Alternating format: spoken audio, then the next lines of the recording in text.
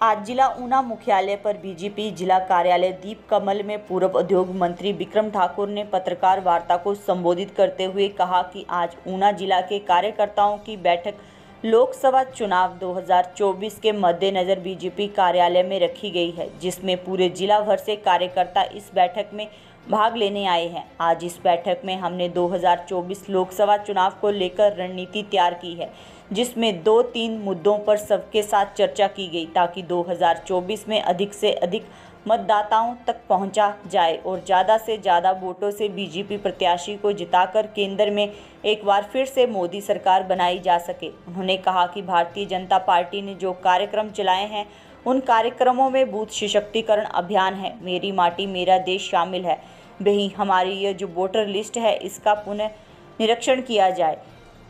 इस प्रकार के जो कार्यक्रम चल रहे हैं उन सभी विषयों के लिए आज बैठक की गई। वहीं उन्होंने कहा कि 2024 के लोकसभा चुनाव की तैयारी के संदर्भ में सारे कार्यक्रमों को किया जा रहा है और मुझे पूर्ण विश्वास है कि जिस प्रकार के कार्यक्रम भारतीय जनता पार्टी के द्वारा किए जा रहे हैं, निश्चित तौर पर पोलिंग बूथ के ऊपर कार्यकर्ता भी मजबूत होगा और पार्टी भी मजबूत होगी। वहीं उन्होंने क्रैशरों को बंद करने के प्रश्न का उत्तर देते हुए कहा कि ये गरीब व्यक्ति के ऊपर मार पड़ी है। जो गरीब व्यक्ति है वह मकान बना रहा है, उसके लिए रेत कहाँ से आए, बजरी कहाँ से आए।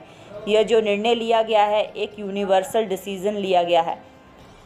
हिमाचल प्रदेश में बहुत से ऐसे स्थान हैं, कुछ क्रैशर चल रहे हैं और बहुत सारे क्रैशर बंद हैं।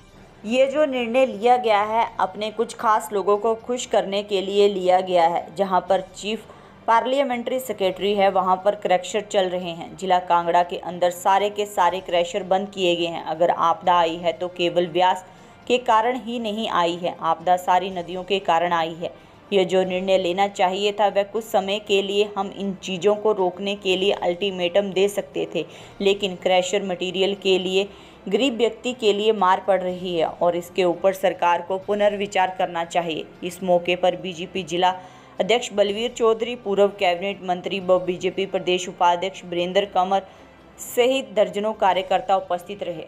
आज जिला ऊना की एक महत्वपूर्ण बैठक की गई है, जिसमें भारतीय जनता पार्टी ने जो कार्यक्रम चले हैं उन कार्यक्रमों में बूथ सशक्तिकरण अभियान है, मेरी मिट्टी मेरा देश, हमारी ये जो वोटर लिस्ट है उसका पुनर्निरीक्षण, इस प्रकार के कार्यक्रम जो चल रहे हैं उस विषय के अंदर आज मीटिंग की गई है।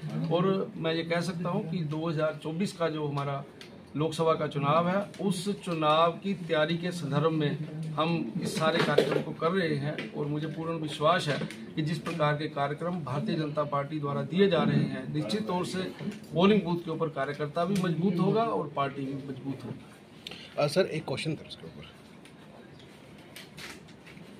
ये एक मैं ये बोल सकता हूँ कि इस प्रकार का जो डिसीजन लिया गया है इसके कारण से गरीब व्यक्ति के ऊपर मार पड़ी है। जो गरीब व्यक्ति है वो मकान बना रहा है, उसके लिए रेत कहाँ से आए, उसके लिए बजरी कहाँ से आए।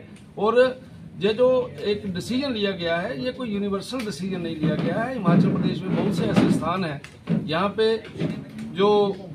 पे क्रशर चल रहे हैं और बहुत से ऐसे स्थान हैं जहाँ पे क्रशर बंद है। इसलिए ये जो डिसीजन लिया गया है ये अपने लोगों को खुश करने के लिए लिया गया है। जहाँ पे चीफ पार्लियामेंट्री सेक्रेटरी है, मिनिस्टर कंसर्न्ड है, वहाँ पे क्रशर चल रहे हैं, लेकिन जिला कांगड़ा के अंदर सारे के सारे क्रशर बंद किए गए हैं।